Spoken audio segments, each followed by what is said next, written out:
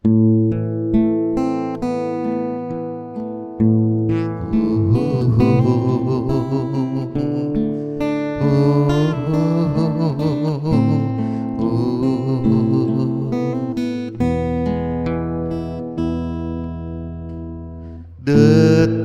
waktu telah berlalu,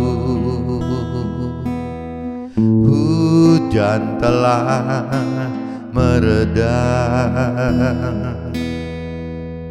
musimnya tiba kemarau, pancaroba memudar kejiwaan.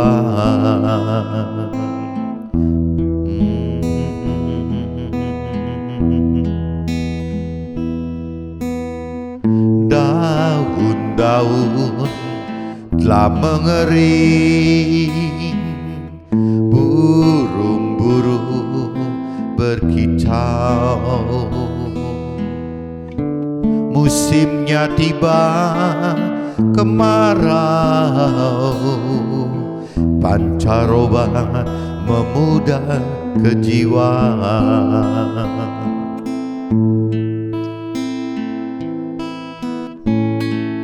Hanya satu bintang aku memohon kepadamu, selamatkan semua insan manusia yang beriman.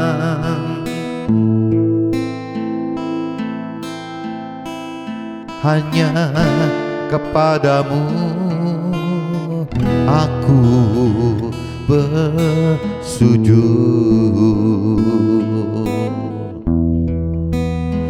Daun-daun telah mengering, burung-burung berkicau, musimnya tiba kemarau, pancaroba memudar ke jiwa.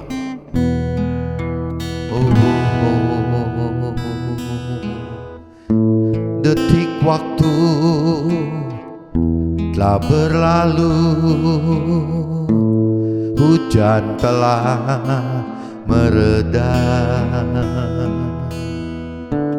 musimnya tiba kemarau, pancaroba memudar kejiwaan.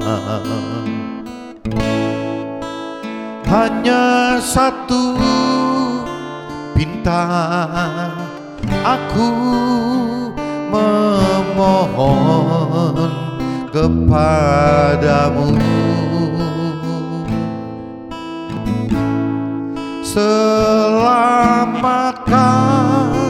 semua insan manusia yang beriman.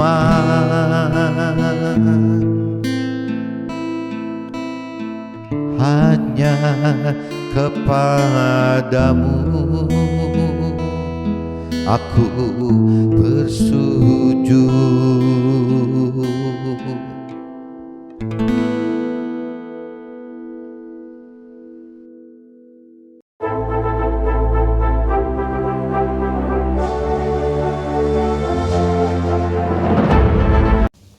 Jumpa kembali di Emily Journey Inspiration of Life. Pagi ini saya mau coba sharingkan teman-teman dengan tema permasalahan atau peluang di dalam hidup kita ini. Tuhan bisa pakai sebagai alat menaikkan iman kita, teman-teman. Jadi untuk menaikkan iman kita gitu, iman percaya kita kepada Tuhan maupun kepada firman Tuhan, itu Tuhan bisa datangkan permasalahan, teman-teman, tapi juga bisa datangkan peluang gitu. Nah, ini yang mesti kita follow up gitu. Jadi baik bentuknya itu permasalahan, ya kita harus follow up dengan perbuatan kita. Adapun yang peluang pun sama, teman, harus kita follow up dengan perbuatan kita. Jadi tidak cuma cukup hanya dari iman saja gitu.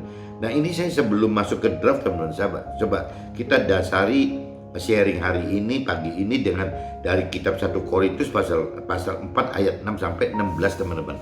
Coba teman-teman cari kitab 1 Korintus pasal 4, teman-teman. dari ayat 6 sampai 16 teman-teman.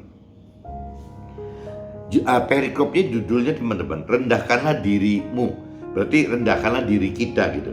Saudara-saudara, kata-kata ini aku kenakan pada diriku sendiri dan pada Apolos, karena kamu supaya dari teladan kami, kamu belajar apakah artinya ungkapan jangan melampaui yang ada tertulis, supaya jangan ada di antara kamu yang menyombongkan diri dengan jalan mengutamakan yang satu daripada yang lain.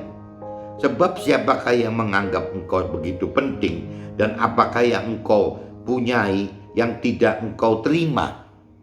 Dan jika engkau memang menerimanya, mengapakah engkau memegahkan diri seolah-olah engkau tidak menerimanya?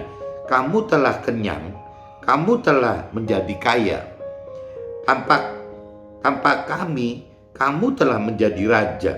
Alangkah baiknya kalau benar demikian, bahwa kamu telah menjadi raja, sehingga kami pun turut menjadi raja dengan kamu. Sebab menurut pendapatku, Allah memberikan kepada kami, para rasul, tempat yang paling rendah, sama seperti orang-orang yang telah dijatuhi hukuman mati. Sebab kami telah menjadi tontonan bagi dunia, bagi malaikat-malaikat, dan bagi manusia. Kami bodoh oleh karena Kristus, tetapi kamu arif dalam Kristus. Kami lemah, tetapi kamu kuat. Kamu mulia, tetapi kami hina. Sampai pada saat ini kami lapar, haus, telanjang, dipukul, dan hidup mengembara. Kami melakukan pekerjaan tangan yang berat. Kalau kami dimaki, kami memberkati. Kalau kami dianiaya, kami sabar. Kalau kami difitnah, kami tetap menjawab dengan ramah. Kami telah menjadi sama dengan sampah dunia, sama dengan kotoran dari segala sesuatu sampai pada saat ini. Nah, ini Rasul Paulus katakan seperti itu teman-teman. Jadi apabila kita melakukan firman Tuhan, konsekuensinya yang akan menghadapi seperti ini teman-teman. Jadi kita akan menjadi lapar gitu apabila menjadi pelaku firman. Kita juga akan jadi haus, kita juga akan jadi telanjang, kita juga akan dipukul, ya kita hidupnya akan mengembara. Kita melakukan pekerjaan yang berat gitu. Ya, kita dimaki, kita dimaki tapi kita mesti memberkati gitu ya. Kita dianiaya tapi kita harus sabar. Kita difitnah tapi harus menjawab dengan ramah. Kita telah menjadi seperti sampah dunia teman. Nah ini kan balik lagi bagaimana kita bisa berbesar hati, berbangga, bermegah gitu ya, bahwa di dalam melakukan firman Tuhan itu ada satu kehormatan bagi dunia. Justru terbalik teman-teman. Ya apa yang kita lakukan demi firman itu adalah sebuah tindasan cemooh yang dari dunia, bukan dari kemegahan atau keagungan dunia gitu. Ini yang teman-teman harus mengerti gitu. Sebagai pelaku firman ya akan seperti itu gitu. Karena prinsip-prinsip dari firman Tuhan, prinsip dari keinginan, rancangan dan kehendak Tuhan, ya balik lagi bukan targetnya itu mencari kesuksesan duniawi atau kebahagiaan duniawi teman-teman. Yang Tuhan cari itu bagaimana kita manusia itu bisa mendapatkan keselamatan akhirat nanti waktu hidup di akhirat, bukan sekarang. Bagaimana caranya kita dapatkan damai sejahtera yang kekal di akhirat juga teman-teman, bersama dengan Tuhan. Jadi memang pada dasarnya sudah berbeda teman-teman antara apa yang Tuhan inginkan gitu, rancang kehendaki bagi kita, bagi manusia itu untuk mendapatkan keselamatan akhirat dan damai sejahtera di alam kekal di akhirat nanti. Sedangkan di dunianya berbeda teman, bagaimana mendapatkan sukses duniawi untuk saat ini juga gitu ya, hanya di dunia itu gitu, bagaimana mendapatkan harta tahta dan memenuhi apa yang dunia perlukan, nafsu kita perlukan ya kita penuhi di dunia ini, hanya berhenti itu. Sedangkan Tuhan anggap apa yang ditargetkan dunia itu adalah fana ya, cuman seperti orang menumpang aja, cuman 70-80 tahun aja teman-teman. Jadi ini yang Tuhan khawatir sekali apabila parameter manusia, parameter kita itu hanya berhenti di ukurannya di dunia yang fana ini. Dan Tuhan anggap ini salah besar gitu loh. Karena manusia itu ya ada unsur rohnya, di mana unsur roh itu akan kembali ke akhirat gitu. Nah di mana di akhirat itu tidak ada ukuran 70-80 tahun, tapi kekal teman-teman. Jadi jangan sampai kita membela hidup yang di dunia ini yang hanya 70-80 tahun dengan mengabaikan bahkan melanggar apa yang Tuhan rancang kendaki, apa yang Tuhan perintah peratukan dalam firman-Nya untuk bisa hidup mendapatkan keselamatan di akhirat nanti, teman-teman. Jadi memang terbalik sekali, teman-teman. Jadi kalau di sini nanti kita kupas salah satunya itu bagaimana Paulus dengan yakinnya supaya kita meneladani dia gitu, meneladani Paulus. Terus bagi dunia apa yang diteladani gitu? Hidupnya kayak begitu kok nggak ada yang enak gitu. Apa yang mau diteladani gitu? Dan Paulus pun tahu kok bahwa kalau melakukan firman Tuhan ya akan ada konsekuensi seperti itu, ya akan menghadapi kelaparan gitu, akan menghadapi kehausan, akan menghadapi ketelanjangan, akan dipukul, hidupnya tidak pernah punya rumah, hidup mengembara terus, ya melakukan pekerjaan yang berat, ya dimaki pun kita harus memberkati gitu, yang namanya difitnah kita harus ramah, tetap ramah, ya kita ya seolah-olah jadi dianiaya pun harus sabar gitu, ya jadi benar-benar kita ini benar-benar dianggap seperti orang buangan aja, teman-teman. Nah ini yang kadang-kadang bagi dunia itu aneh gitu, ya seorang Paulus yang hidupnya dengan seperti tadi gitu, katakan tadi itu kan musuhnya dunia, teman-teman. Ya apa Paulus nggak dianggap nggak waras gitu, ya apa nggak dianggap gila, apa nggak dianggap aneh gitu, ya karena memang apa yang bisa dibanggakan gitu dengan Paulus ngalamin itu gitu. Nah sebenarnya Paulus pun sama, teman-teman. Paulus ini juga mengacu kepada firman Tuhan yang cerita dari si Nabi Isa itu gitu. Jadi Rasul Paulus itu mengikuti teladannya Nabi Isa, dan Nabi Isa juga sama gitu, bisa pernah dianggap aneh, pernah dianggap nggak waras, pernah dianggap gila gitu. Ya memang begitu. Jadi dari Nabi Isa seperti itu ya diteladani oleh Paulus. Nah Paulus ini jadi seperti itu juga. Nah sekarang Paulus ngajurin kita untuk meneladani Paulus gitu. Nah ini bagaimana, teman-teman? Ya, yang jelas kita akan menghadapi hal-hal seperti itu gitu. Nanti coba saya kupas lebih dalam di draft, teman-teman. Hal ini kutuliskan bukan untuk memalukan kamu, tetapi untuk menegur kamu sebagai anak-anakku yang kukasihi. Sebab sekalipun kamu mempunyai beribu-ribu pendidik dalam firman Tuhan, kamu tidak mempunyai banyak, ya ini istilahnya jadi mentor rohaninya gitu. Kamu tidak mau banyak mentor rohani karena akulah yang dalam firman Tuhan telah menjadi mentor rohani ya oleh firman Tuhan yang diberitakan kepada kita itu. Si Paulus katakan begitu, teman-teman. Sebab itu aku menasihatkan kamu turutilah teladanku. Nah ini di ayat 16-nya kan agak konyol, teman-teman. Dalam kondisi Paulus seperti itu ya dia malah mengatakan sebab itu aku menasihatkan kamu turutilah ke teladanku gitu. Nah, terus apa yang bisa jadi teladan gitu? Ya apa yang dialami Paulus itu bagi orang dunia itu bukan teladan, malah dianggap sampah gitu. Paulus katakan seperti itu, firman Tuhan katakan seperti itu gitu. Dan itu jadi apa sih, sampah dan kotoran dari segala sesuatu katanya sampai pada saat ini, sampai sekarang berarti, teman-teman. Nah ini yang teman-teman coba renungi gitu, bahwa di kitab 1 Korintus pasal 4 ayat 6 sampai 16 ini ya sampai ujungnya Paulus katakan bagaimana kita harus meneladani si Paulus ini. Padahal ya kalau bagi dunia, bagi orang yang punya keyakinan, teman-teman, orang yang hidup dengan pikiran perasaan kehendak sendiri, itu yang Paulus alami itu justru malah dihindari, teman-teman, oleh orang dunia dan orang keyakinan, bukan diambil itu. Nah kalau Paulus dengan PD-nya, dengan percaya diri, ini teladan saya seperti ini loh, ya Anda kalau mau ikutin gitu.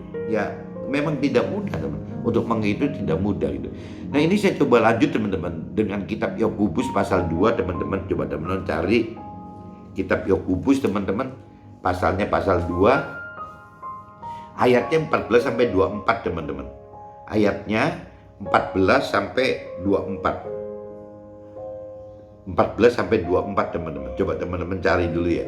Kitab Yakobus pasal 2 ayat 14 sampai 24. Perikopnya, teman-teman, iman tanpa perbuatan pada hakikatnya adalah mati.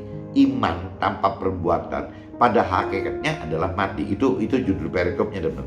Apakah gunanya, saudara-saudaraku, jika seorang mengatakan bahwa ia mempunyai iman padahal ia tidak mempunyai perbuatan? Dapatkah iman itu menyelamatkan dia? Gitu. Ini firman Tuhan tanya seperti itu. Gitu. Jika seorang saudara atau saudari tidak mempunyai pakaian dan kekurangan makanan sehari-hari, dan seorang dari antara kamu berkata, selamat jalan, kenakanlah kain panas dan makanlah sampai kenyang, tetapi ia tidak memberikan kepadanya apa yang diperlukan bagi tubuh orang tersebut, gitu. Apakah gunanya itu, gitu? Demikian juga halnya dengan iman. Jika iman itu tidak disertai perbuatan, maka iman itu pada hakikatnya adalah mati. Nah, firman di ayat ini, teman-teman, di ayat 14, 15 ini maksudnya menceritakan bahwa kalau ada orang, gitu ya, kedinginan, hidupnya kedinginan kalau malam hari, kalau ada orang kelaparan, gitu ya, apakah kita cuma sekedar bisa ngomong ya kalau kedinginan nanti pakai pakaian yang bisa bikin anget, gitu, misalnya pakai mantel atau pakai jaket atau pakai apa, gitu ya, atau pakai selimut, gitu. Apa kita cuma sekedar ngomong begitu aja, teman, tanpa berbuat? Misalnya kita memberikan jaket ke, kita berikan mantel ke, kita berikan selimut ke, gitu ya, kita cuma bisa ngomong saja. Nah, maksud firman di sini, buat apa sih kalau cuma ngomong gitu aja, gitu, nggak ada gunanya, gitu. Begitupun orang yang sedang kelaparan, ya kalau orang sedang kelaparan berarti mesti makan. Nanti kalau makan jangan yang asam-asam dulu, takut mahnya kena ini itu. Ya itu kan cuma omongan, gitu. Yang firman katakan apabila memang ada kita ketemu orang lapar, ya dikasih dong makan, gitu. Kasih uang untuk beli makan, gitu. Itu namanya perbuatan, teman. Jadi bukan cuma rasa beriman aja, gitu. Bukan cuma, bahkan iman itu kan beda dengan istilahnya pikiran, perasaan, kehendak kita. Misalnya perasaan kita kasihan, bukan begitu loh. Iman itu bukan cukup hanya berhenti begitu, teman. Iman itu adalah mentaati apa perintah dan peraturan firman Tuhan, gitu. Itu iman. Nah, caranya gimana? Ya caranya yang tadi, gitu. Kalau orang lagi kedinginan, gitu, ya dikasih jaket, gitu, ya dikasih mantel, ya kasih selimut, gitu. Orang kelaparan, ya dikasih makan, gitu, ya kasih uang untuk makan, gitu. Ya harus seperti itu. Itu namanya iman, bukan perasaan kasihan atau tidak kasihan, teman-teman. Ini yang teman-teman mesti camkan di ayat itu seperti itu. Nah, demikian juga halnya dengan iman. Jika iman itu tidak disertai perbuatan, maka iman itu pada hakikatnya adalah mati. Tetapi mungkin ada orang berkata kepadamu, ada iman dan padaku ada perbuatan. Aku akan menjawab dia, tunjukkanlah kepadaku imanmu itu tanpa perbuatan, dan aku akan menunjukkan kepadamu imanku dari perbuatan-perbuatanku.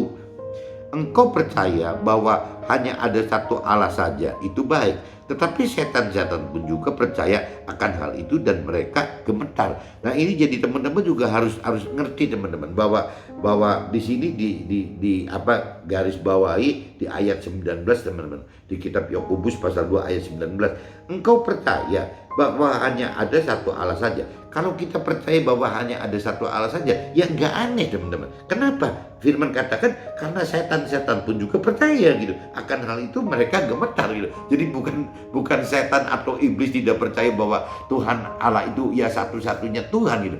Iblis pun tahu, gitu, setan pun tahu. Nah, Tuhan yang membedakan antara kita dengan iblis itu adalah ya kalau si iblis atau setan itu bukan pelaku firman, teman-teman. Kalau kita manusia harusnya menjadi pelaku firman, gitu. Nah, jadi kalau kita tidak sampai melakukan firman, ya kita mesti koreksi diri. Jangan-jangan kita ini kena kelompoknya iblis atau setan, gitu. Ya karena kalau yang tidak melakukan firman Tuhan, ya pasti iblis dan setan, gitu. Nah, bagaimana sih iblis dan setan tidak melakukan firman Tuhan? Karena iblis dan setan tidak mengenal, tidak mengerti akan firman Tuhan, teman. Nah, jadi kalau kita pun sama, apabila manusia tidak mengenal, mengerti firman Tuhan, ya kita ini jadi kena gennya iblis atau setan, gitu. Kalau kita nggak mau masuk di dalam gennya iblis atau setan, ya mau nggak mau, teman-teman, kita harus mengenali firman Tuhan, kita harus mampu mengerti firman Tuhan, dan kita harus mampu melakukan firman Tuhan, teman. Baru itu dikatakan bukan iblis, bukan setan, gitu. Tapi kalau kita tidak melakukan itu, tidak mengerti akan firman Tuhan, tidak mengenal akan firman, ya tidak ada bedanya, teman-teman. Ya kita bisa-bisa kena kategorinya iblis atau setan, gitu. Karena memang yang tadi dikatakan, kalau bicara percaya, gitu, bukan iman, ya percaya. iblis dan setan juga percaya kok adanya Tuhan gitu, bukan tidak percaya gitu. Jadi kita jangan sampai ikut-ikutan si iblis yang hanya percaya bahwa Tuhan itu ada satu, ya sekedar cuma percaya saja. Jadi kita mesti beriman, teman. Nah, beriman itu tidak, bahkan kalau firman katakan tadi, tidak cuma cukup dengan iman, tapi kita harus berbuat. Nah, berbuat itu ya dengan bukan apa ya, jadi mengerti firman Tuhan itu tidak cukup, teman-teman, karena itu belum ada perbuatan. Nah, perbuatan itu adalah melakukan firman Tuhan, itu baru kita ada perbuatan. Jadi iman itu lahir karena pengenalan firman Tuhan dan pengertian akan firman Tuhan, dan iman itu akan benar-benar diperkuat lagi menjadi sempurna apabila ya kita melakukan firman Tuhan tersebut, teman-teman. Nah, ini pasti kalau kita sudah mengenal firman Tuhan, nanti firman Tuhan yang akan mengajarkan bahwa untuk bisa mengerti firman Tuhan dan melakukan firman Tuhan, memang nggak bisa cara lain, harus dengan menghidupkan roh Tuhan, roh kebenaran, roh kudus, atau bagi orang muslim disebutnya nur gitu, cahaya yang dari Allah itu ya untuk dihidupkan dalam roh kita, teman-teman. Sehingga kita pun harus tahu bahwa kalau kita pengen menghidupkan roh Tuhan dalam kita harus ada pengertian bahwa kita ini bukan terdiri dari tubuh dan jiwa saja, tapi kita ini terdiri dari tubuh, jiwa, dan roh. Nah, roh ini adalah tempat roh Tuhan ditempatkan dalam. Nah, waktu roh Tuhan ditempatkan dalam roh kita, maka kita akan mampu mengerti firman Tuhan dan kita akan mampu melakukan firman Tuhan. Kurang lebih kaitannya seperti itu, teman-teman. Nah, ini saya sudah saya bacakan sampai ayat 19, teman-teman. Ya, engkau percaya bahwa hanya ada satu Allah saja, itu baik, tetapi setan-setan pun juga percaya akan hal itu dan mereka gemetar. Hai manusia yang bebal, maukah engkau mengakui sekarang bahwa iman tanpa perbuatan adalah iman yang kosong? Bukankah Abraham bapa kita dibenarkan karena perbuatan-perbuatannya ketika ia mempersembahkan Ishak anaknya di atas mezbah gitu? Kamu lihat bahwa iman bekerja sama dengan perbuatan-perbuatan, dan oleh perbuatan-perbuatan itu iman menjadi sempurna. Nah, itu, teman-teman. Jadi kalau kita iman itu kita perbuat, ya akhirnya jadi iman kita jadi makin sempurna, teman-teman. Dengan jalan demikian genaplah nas yang mengatakan, lalu percayalah Abraham kepada Allah, maka Allah memperhitungkan hal itu kepadanya sebagai kebenaran. Jadi kalau kita sudah melakukan firman Tuhan, teman, bukan cuma bicara iman saja, iman dan perbuatan, tapi Tuhan anggap bahwa kita sudah melakukan kebenaran, teman. Sudah melakukan kebenaran yang Tuhan hendaki itu. Karena itu Abraham disebut sahabat Allah. Nah, orang yang melakukan kebenaran firman Tuhan, ya itu disebutnya sahabat Allah. Termasuk kita, teman. Apabila kita mau mau seperti Nabi Abraham gitu, ya kita juga akan disebut sahabat Allah gitu. Karena tidak cuma berhenti beriman saja, tapi berbuat juga melakukan firman Tuhan itu. Jadi kamu lihat bahwa manusia dibenarkan karena perbuatan-perbuatannya dan bukan hanya karena iman. Nah, ini yang teman-teman mesti camkan di ayat 24-nya, teman-teman. Jadi kita lihat bahwa manusia dibenarkan karena perbuatan-perbuatannya dan bukan hanya karena iman saja. Ini yang teman-teman mesti camkan. Ini saya sudah bacakan, teman-teman, di dua kitab ini ya, teman-teman, yang untuk pagi ini sharing itu dengan dasar kitab 1 Korintus pasal 4 ayat 6 sampai 16 dan dari kitab Yakobus pasal 2 ayat 14 sampai 24, teman-teman. Nah, ini saya coba langsung aja masuk ke dalam draft, teman-teman. Ya, ini firman di 1 Korintus pasal 4 ayat 16, teman-teman. Sebab itu aku, kata Paulus, kata Rasul Paulus, menasihatkan kamu, turutilah teladanku. Itu firmannya katakan begitu, teman-teman. Jika dipikir dan ditimbang perkataan Paulus ini, ya bagi pola rasio tidak ada yang pantas diteladani gitu.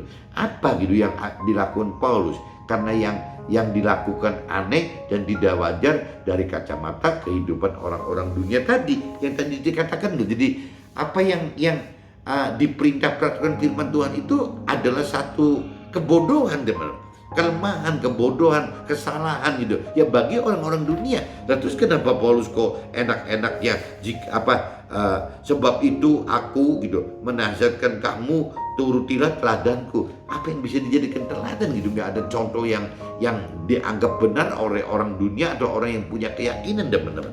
Nah, kita yang konyolnya teman-teman, kenapa kita kok bisa-bisanya kita menganggap diri kita bahwa kita ini adalah pengikut Tuhan Allah gitu. Nah, padahal di firman Tuhan Allahnya katakan hal-hal yang mungkin bagi kita orang dunia, orang keyakinan itu dianggapnya adalah kelemahan, kebodohan itu, kesalahan itu. Tapi ini yang lucunya kok kenapa banyak orang yang ikut Tuhan Allah gitu, yang percaya Tuhan Allah dan terima Tuhan Allah, padahal apa yang di firman Tuhan Allah bertentangan dengan apa yang diyakini, ya apa yang dipercaya oleh orang dunia gitu teman. Nah ini kan jadi susah gitu ya. Berarti simbolnya cuma satu, bahwa orang-orang dunia ini, orang yang berkeyakinan ini adalah orang yang kurang atau tidak mengenal firman Tuhan, teman. Tidak mengenal perintah peraturan firman Tuhan dan tidak mengerti gitu, tidak mampu mengerti apa sih yang Tuhan pikir, perasaan dan kendaki dari firman-firman Tuhan tersebut gitu. Mungkin nggak ngerti itu, teman-teman. Jadi akhirnya ya Tuhan itu dipersepsikan dengan pikiran si manusianya sendiri, pikiran perasaan kehendaknya manusia itu sendiri, bukan dari pikiran perasaan kehendaknya Tuhan gitu. Persepsinya seperti itu, teman-teman. Nah ini bikin kacau, teman-teman.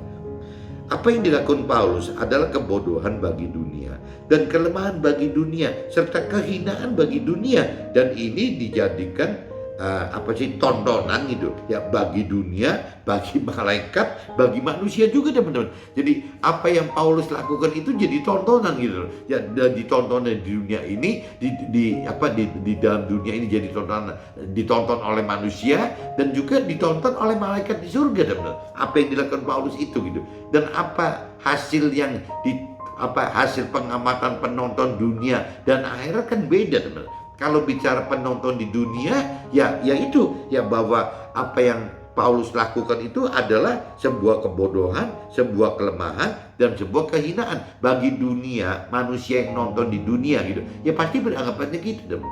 Tapi bagi malaikat yang menonton dari surga, ya itu adalah ya kebalikannya semua gitu ya. Yang namanya kebodohan, jadi bisa disebutnya itu kepandaian ya bagi rohani, bagi akhirat gitu ya. Yang disebut kelemahan, yang disebutnya kekuatan itu bagi akhirat. Yang disebutnya kehinaan, yang disebutnya kalau di akhirat ada kemuliaan. Jadi kebalik, teman-teman. Yang jelas waktu Paulus itu melakukan firman Tuhan, ya Paulus jadi tontonan dunia oleh manusia itu sebagai kebodohan, kelemahan dan kehinaan. Tapi apabila dari sisi persepsinya malaikat yang nonton dari akhirat, apa yang Paulus lakukan itu adalah kepandaian, kekuatan dan kemuliaan gitu. Itu yang bedanya sih itu, teman-teman.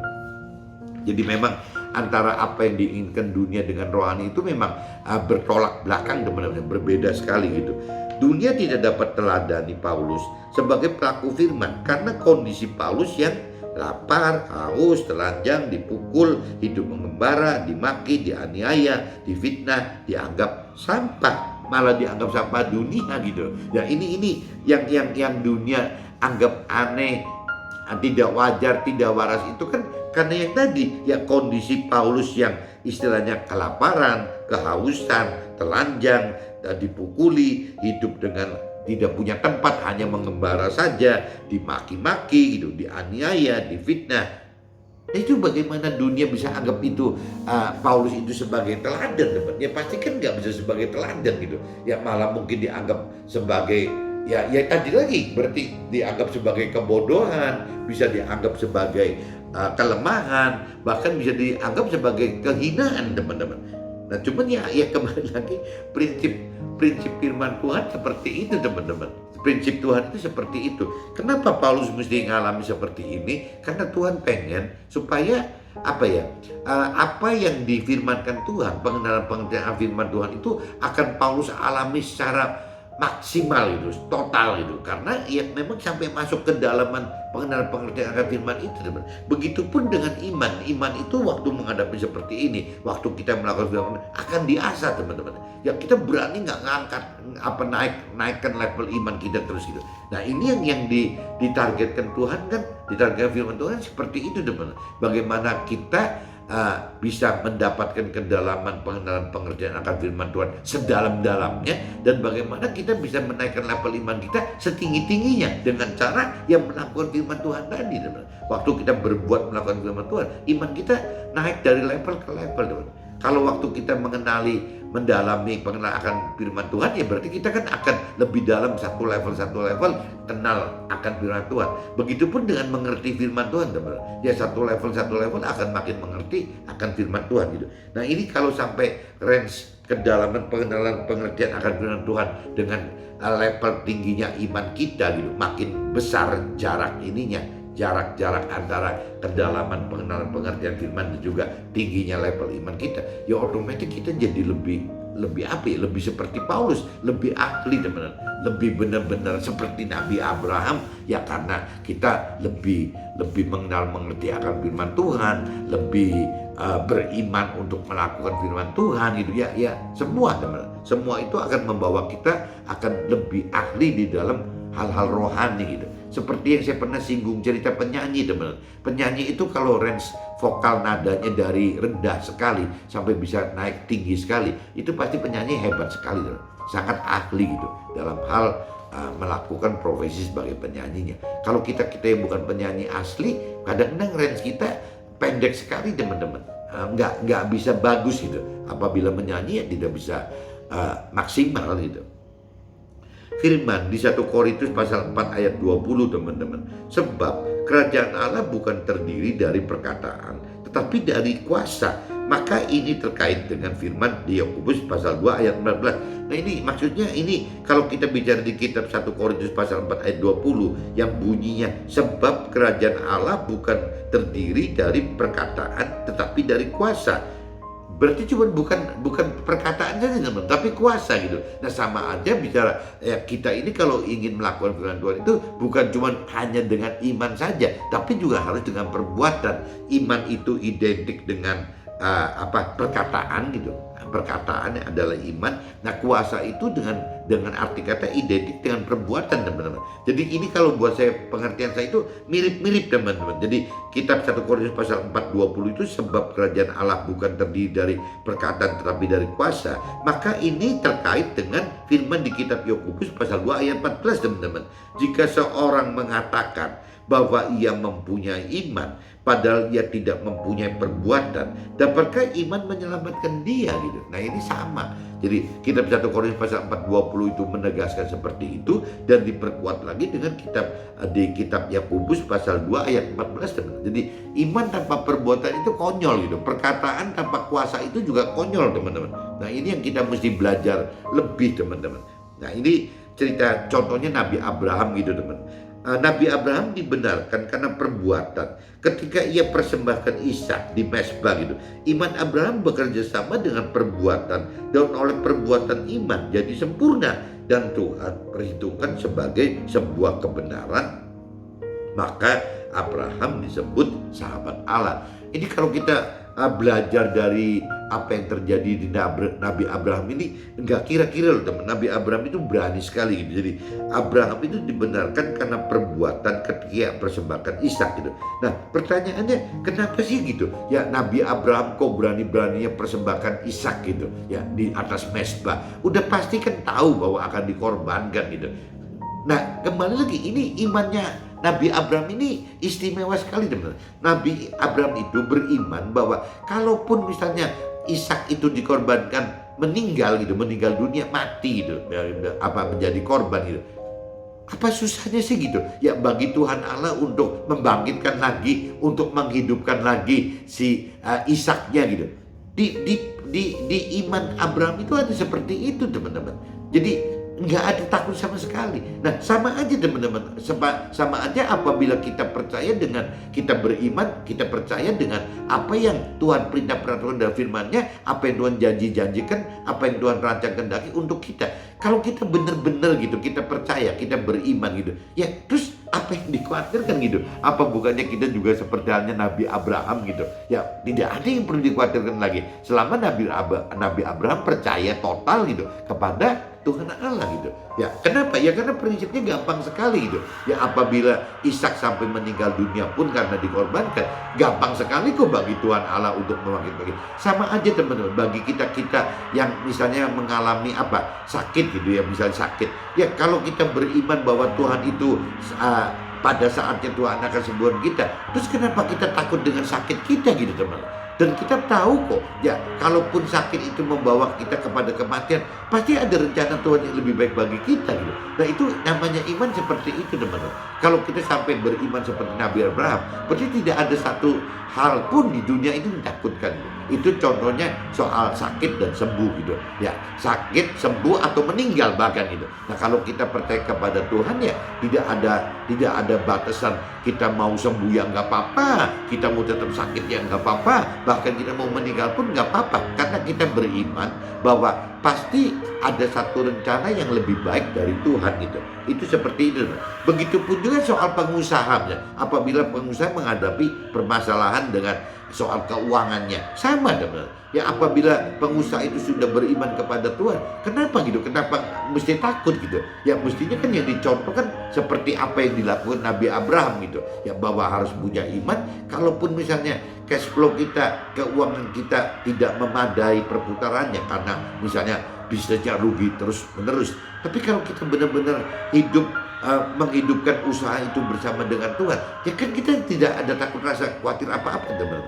Kalaupun misalnya satu saat kita sampai kekurangan cash flow, apa susahnya sih bagi Tuhan Allah untuk mengadakan cash flow gitu ya?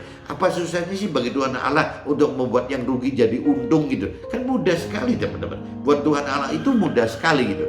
Bahkan soal waktu, kenapa kita sampai rugi mesti sekian 20 tahun, 30 tahun, 40 tahun, kenapa gitu? Buat Tuhan mudah sekali kok. Ya kalau untuk membalas itu misalnya tahu-tahu besok dikasih perubahan langsung, ya kenapa nggak bisa? Bisa-bisa aja gitu. Nah Tuhan kasih waktu sekian lama itu kan dengan maksud supaya kita mengalami masa proses sebenarnya. Proses perubahan ya bagaimana dari mulainya kita kurang baik, yang jahat jadi baik, yang baik jadi benar gitu. Ya prosesnya butuh begitu teman-teman.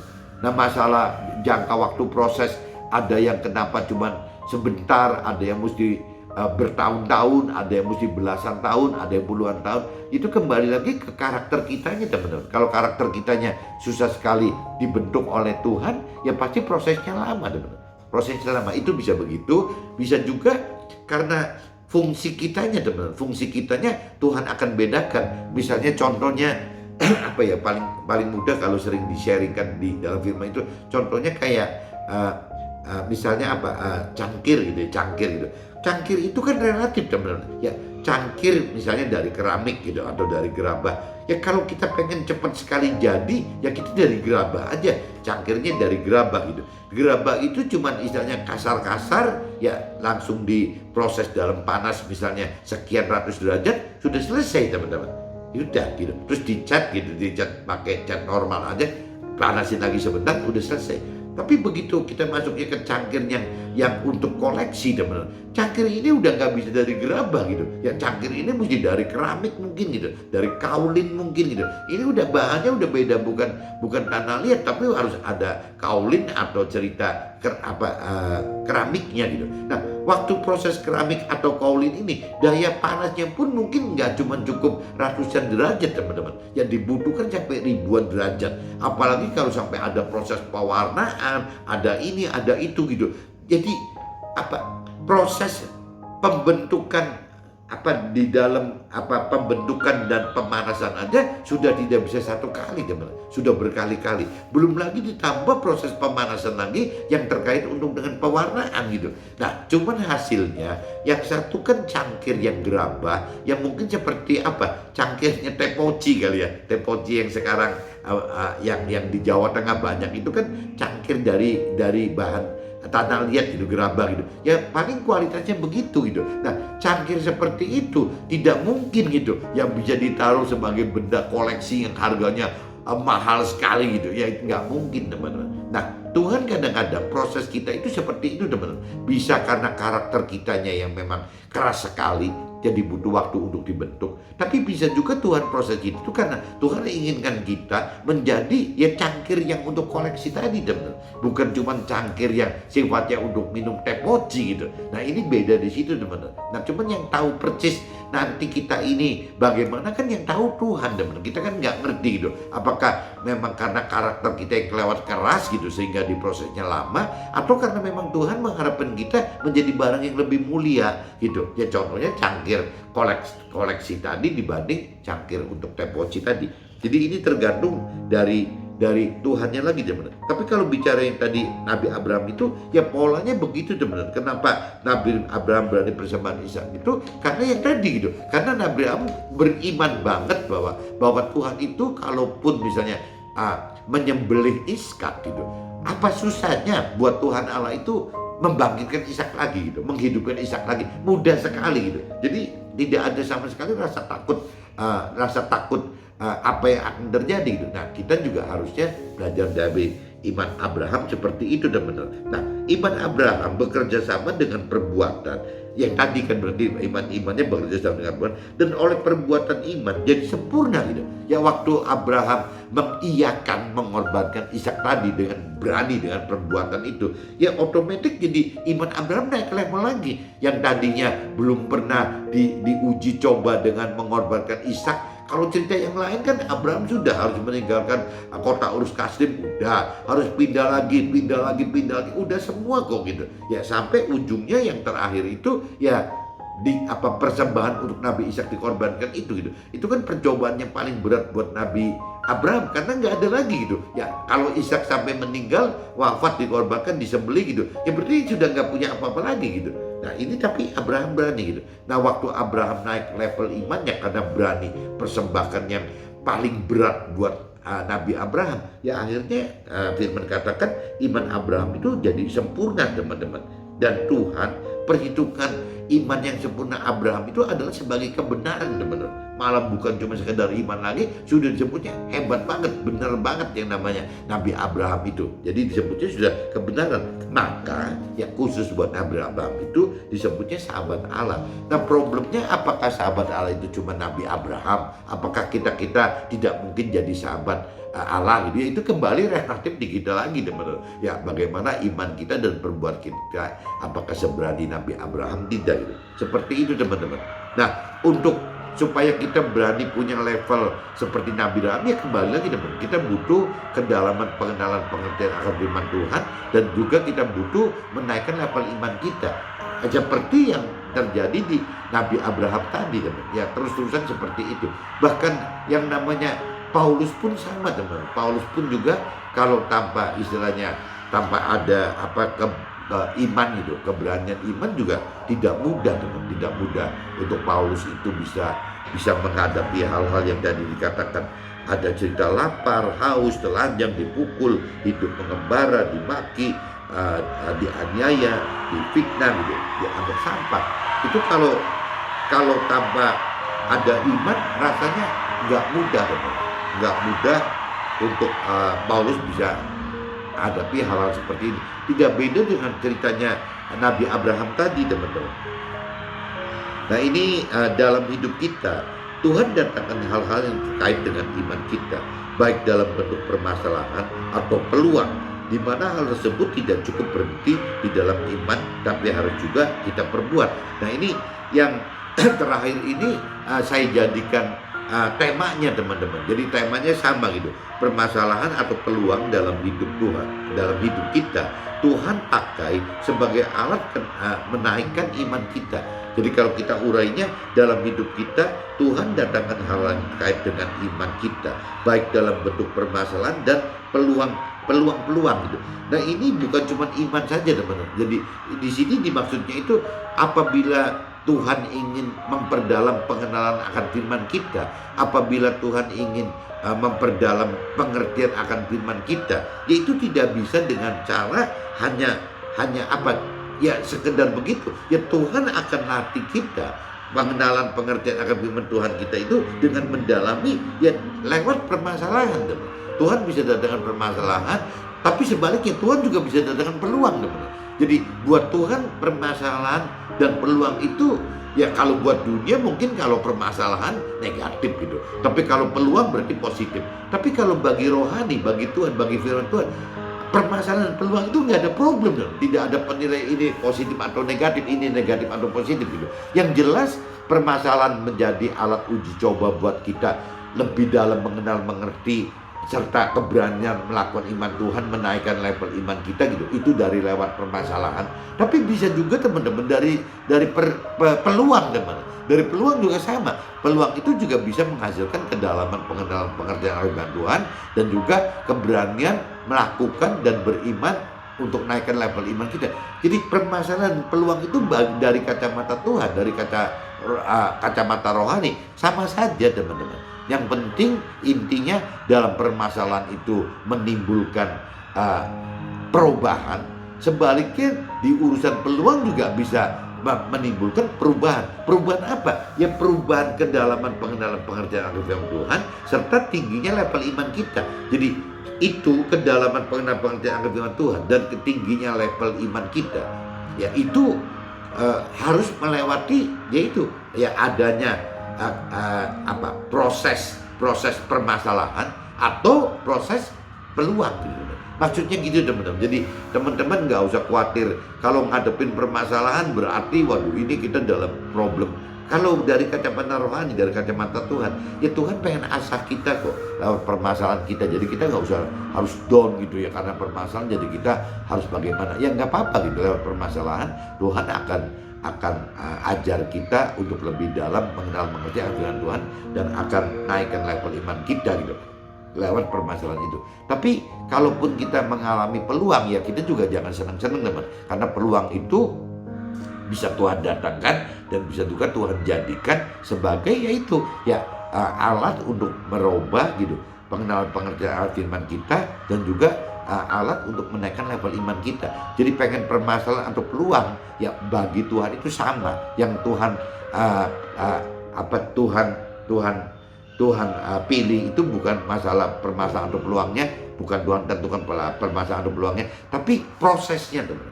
Proses bermasalah dan proses berpeluang ini yang Tuhan pakai untuk yaitu mendalam menimbulkan kedalaman pengertian akan Tuhan dan juga tingginya level iman kita.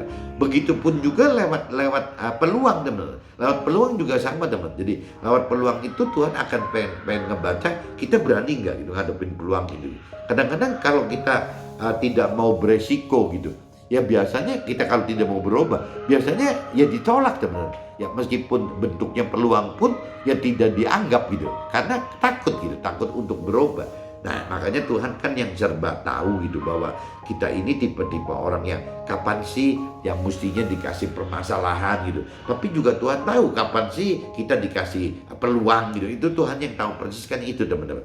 Nah cuman yang jelas dari permasalahan yang timbul atau dari peluang yang timbul itu ya Tuhan, kedua hal ini bisa Tuhan pakai untuk menjadi ujian cobaan kita dalam mentransformasi karakter kita atau mungkin level kita gitu, atau mungkin fungsi kita yang tadi yang dikatakan seperti satu cangkir yang untuk koleksi gitu, yang satunya cangkir hanya untuk minum teh poci gitu. Itu kan kualitasnya beda, teman.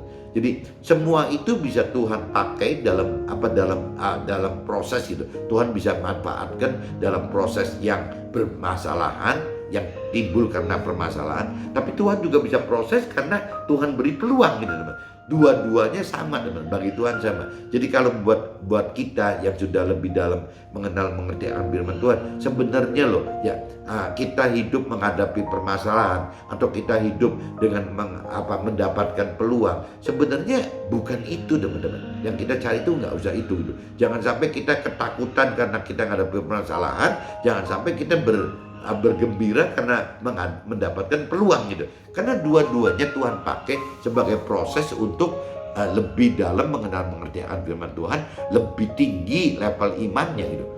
Intinya gitu teman-teman. Jadi bukan masalah, aduh permasalahan berarti saya sial banget ya dapat permasalahan itu. Wah, sebaliknya kalau dapat peluang, aduh kita kok rezeki banget, hoki banget nih bisa dapat peluang gitu. Ya dari kacamata Tuhan bukan itu teman-teman, bukan itu yang dilihat gitu. Jadi yang buat Tuhan itu adalah pengen permasalahan atau peluang. Yang Tuhan lihat itu adalah prosesnya gitu. Ya proses bagaimana untuk menghadapi permasalahan-permasalahan tersebut, dan juga proses dan respon dari waktu kita menghadapi peluang-peluang tersebut. Nah bisa teman-teman, orang yang waktu menghadapi permasalahan bisa dianggap sukses gitu menghadapi permasalahan, tapi bisa juga gagal karena waktu Tuhan kasih peluang gitu, ya bisa gagal, bisa meninggalkan Tuhan. Waktu mereka kaya malah Tuhan ditinggalkan gitu. Karena apa? Karena peluangnya menjadi kenyataan gitu. Kalau permasalahan kan mungkin lebih mendekatkan gitu, lebih mendekatkan manusia pada umumnya gitu, kita kepada Tuhan gitu. Kalau kita mengalami permasalahan, tapi kalau kita menghadapi peluang yang sukses itu, nah ini malah resikonya lebih gede teman-teman. Bisa ada acara kita lebih bisa terpaku kepada peluang itu, bisa mentargetkan diri kepada target-target sukses duniawi untuk peluang itu gitu ya, untuk mendapatkan peluang itu gitu. Nah ini akhirnya ujung-ujungnya jadi ya peluang itu malah bisa melepaskan kita gitu ya dari kedekatan kita kepada Tuhan gitu ya. Akhirnya kita jadi tidak beriman, kurang beriman kali, kita jadi sudah malas mengerti firman Tuhan lebih dalam dan lebih serius lagi ya. Itu kalau konsekuensi peluang itu seperti itu teman-teman. Makanya teman-teman kalau mendapat peluang harus lebih double hati-hati kali ya, harus ekstra hati-hati. Tapi kalau permasalahan sih, kalau yang saya tahu gitu dari sharing teman-teman gitu atau dari mentor rohani, banyaknya kalau kita mengalami permasalahan sih biasanya ya kita makin mendekat kepada Tuhan teman-teman. Yang lebih berat itu apabila ujian cobaan itu berupa peluang gitu ya, peluang yang bisa membuat kita sukses, yang bisa membuat kita bahagia di dunia ini, yang bisa membuat kita memenuhi segala macam kebutuhan kita di dunia ini. Nah hal-hal seperti ini teman yang beresiko malah kita bisa meninggalkan Tuhan ya, kita bisa kehilangan Tuhan gitu. Nah ini yang teman-teman harus hati-hati gitu. Mungkin pagi ini saya coba sharing seperti ini teman-teman. Jadi teman-teman yang penting harus tahu bahwa apabila kita menghadapi permasalahan atau apabila kita menghadapi peluang, dua-duanya itu adalah bisa Tuhan pakai sebagai alat Tuhan untuk uji coba kita dalam hal bagaimana memperdalam firman, dan bagaimana memperdalam pengenalan firman kita, dan juga bagaimana untuk meningkatkan level iman kita gitu. Ya kuncinya ya bukan di permasalahannya atau di peluangnya, tapi ya di prosesnya teman. Proses bermasalah dan proses berpeluang itu yang lebih penting. Oke teman-teman, see you, bye bye.